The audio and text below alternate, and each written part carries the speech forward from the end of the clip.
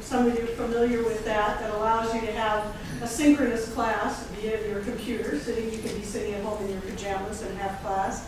And this last semester, we also had our first class that was completely online using Laulima and some other technology. And so we're going to talk about interactive television today.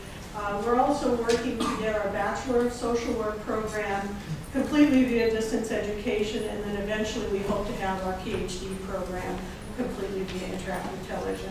So how many of you have used ITV or participated in any way? So just one. Well, you guys can come up and do it, then I can go. So our presentation today will talk about what is it first, what are the advantages, what are the challenges, and then how faculty could be better prepared, because we're going to start to see more and more use, obviously, as you already know, of technology, including interactive television in distance education. So what is it? It's two-way, it's live, it's synchronous. We use it to teach our classes. We've had trainings on it. We've interviewed people using this. We hold meetings now. So we have different kinds of committees where we have members on neighbor islands. And so we can all have a meeting instead of having to pay to fly everyone over to one of the islands. So it's a tremendous money saver too for us. The images are projected through a TV monitor, and we'll show you a picture of what an ITV classroom looks like in just a minute so you have a better idea. Your cameras, pretty high-tech cameras. So for example, if we were in an ITV studio right now, the camera could go wide to show all of you, or if perhaps somebody in the audience had a particular question, it could zoom in on that person. So you have that kind of flexibility. Also, another important thing is that this is dedicated bandwidth. So you don't have to worry about that your transmission is going to get slowed down because there's a lot of other traffic on the internet or a lot of other things happening. It's dedicated to this. And that's one of the high points of this also. So the classes then, if we're using it to teach classes, are shared by the local sites. So for example, we would be the local site broadcasting out to other remote sites. And you can have just about as many of those as you want, although too many becomes a management issue. And as we talked about, the cameras tend to be high quality to focus on the instructor and the students. You as the instructor, you can see the students at the different sites, and you can also see, for example, if someone's doing a PowerPoint presentation like this or showing a video, you can show a video in class. You can pretty much do anything that you would do in a regular land-based classroom. Okay? And then the students, pretty much, with some exceptions, they can see everybody else. It's not always the case, but usually they can interact with each other just like you would in a land-based classroom. So here's one example of what a classroom looks like, and I'm going to step away from the mic for just a minute. There are various configurations as to how the seating is. So there might be seating similar to what we have in this room, but you would have tables in front of you where you have a microphone. So that's one of the drawbacks about this. Every time somebody wants to speak, they've got to hit the microphone and make sure to turn it off afterwards. You can kind of see here, there's a large television screen. And Dr. Mills will talk a little bit more about this, but the sites vary tremendously. Sometimes some sites have beautiful high-def flat panel TV screens. In other cases, literally, and I'm not joking, you're literally sitting in a closet with a small TV. So the technology runs the gamut at the different sites. And, but this is a general configuration. And from where you're sitting in the upper left-hand corner is where the instructor hangs out. And you'll have, you get all kinds of computer equipment is there, projection equipment. You can write on it, you could write something and have it projected to all the sites. You could put a slide up, pretty much just about everything that you can do. Okay, so what are the advantages of this? One of the big advantages is that it levels the playing field. So in the past, when we didn't have our distance education option for neighbor islands, if the students wanted a Master of Social Work from our school, they had to either move to our island or fly back and forth. And we actually had students who did that, who flew back and forth for their classes. So this levels the playing field. they can stay in their home bases, get their degree, and what we found is that if they stay and get their education there, they remain in their communities afterwards to serve their communities, which is very important. The other thing is this is the closest distance education gets to a campus-based classroom, this interactive television. This is the closest it gets to that. As you say here, it approximates the traditional classroom. If I were the instructor, I could see your nonverbal communication, which is important, and I can also model behaviors for you. The other advantages are that we have a lot of research at this point that tells us that distance education and ITV is at least as effective, if not better, than campus-based instruction. We have plenty of research on that. Also, in most cases, you're going to have technical staff there who are there to help you in case the sound goes out, in case the picture goes out. So you don't have to be a technology whiz. You don't have to be the pro at this. There are going to be people there to help you. And also, as we're doing today with this presentation, you have the ability to record the sessions. So if you have a student who is unable to be in class, you have that information that they can view later. Okay, so I'm going to turn it over to Dr. Mills now. Good morning, everyone. I'm Crystal Mills, and I am an old-time social work educator. About 30 years in the traditional classroom. And I came to the DE environment with a lot of trepidation. And it has been a major challenge, a major adjustment in the interactive television environment. And that's what I'm going to talk with you about, some of the challenges for faculty like myself. You know, I think some of our young people who are coming through their programs, their doctoral programs, and have had this exposure to technology most of their lives, it's a very easy transition for them. But for someone like me, and if you're anything like me, someone like you, it's going to be a major challenge. Let's see, page down. Okay, I'm going to talk with you first about just some of the general challenges in distance education. And those of you, how many of you have participated in distance education at your universities?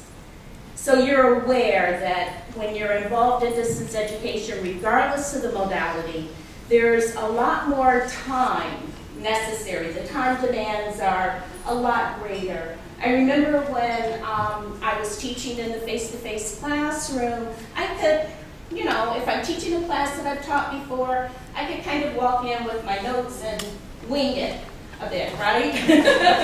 Not easy to do that when you're in this kind of environment. As a matter of fact, you have to do a lot of preparation because you have to prepare for things that may happen in the classroom. So I have to put my materials online in advance so that the students have that information in front of them when I'm actually lecturing. It requires different strategies and different approaches. I can't go into the classroom and just look at the body language and chat on the faces and the responses of the students and move in one direction or another to address the learning needs as they present themselves in the classroom. So you have to think about it a little differently. Different strategies, different approaches.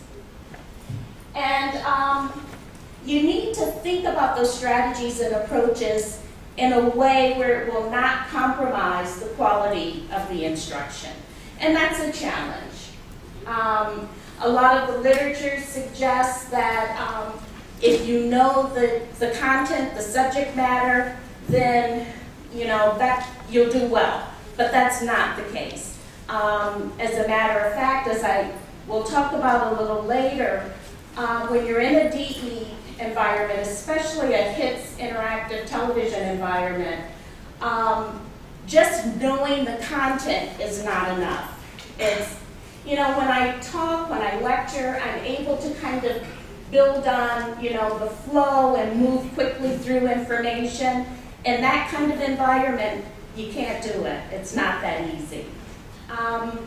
You must manage this learning environment, and it's based on content mastery, and I say it's not based on the distance education mastery, but I think it's a combination of both.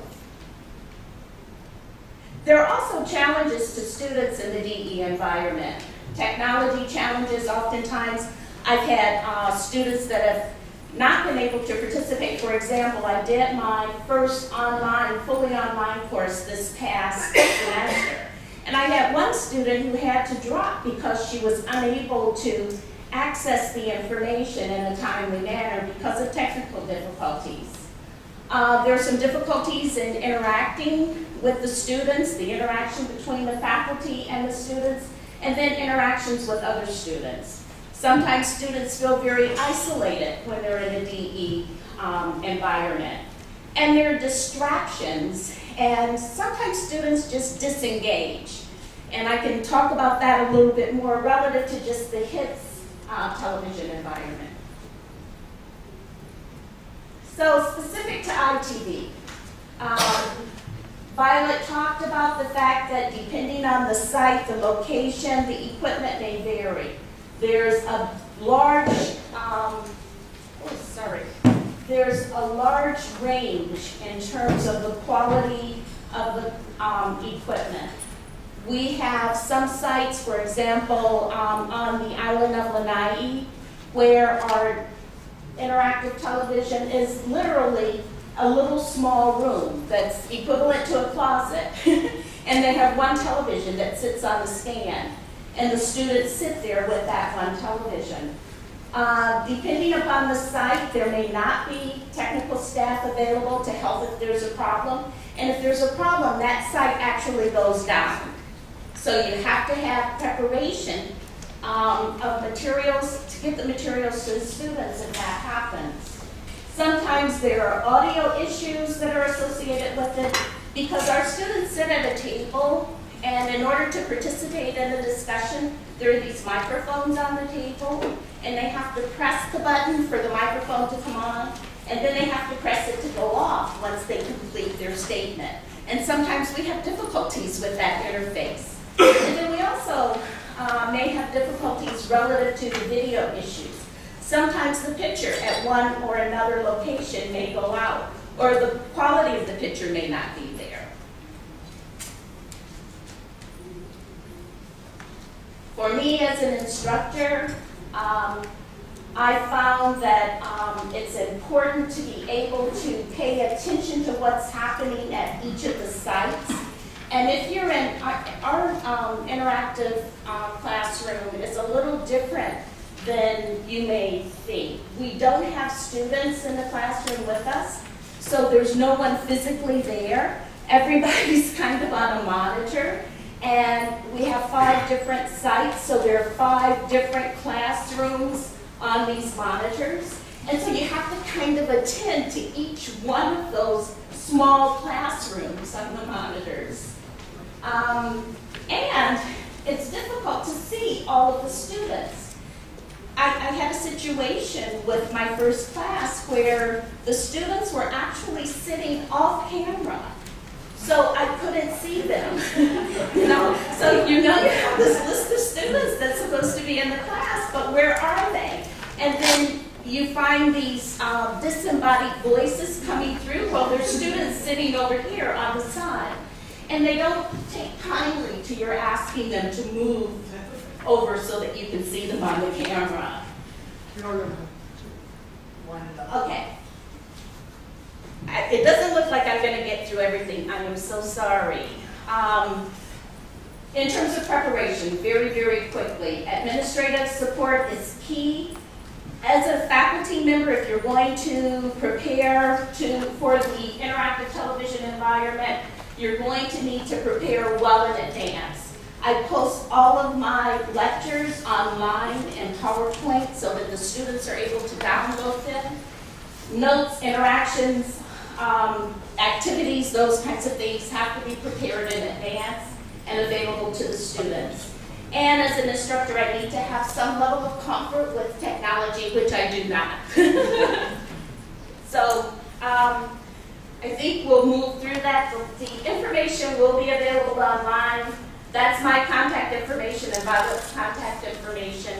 And we would be happy to share other information with you. Sorry.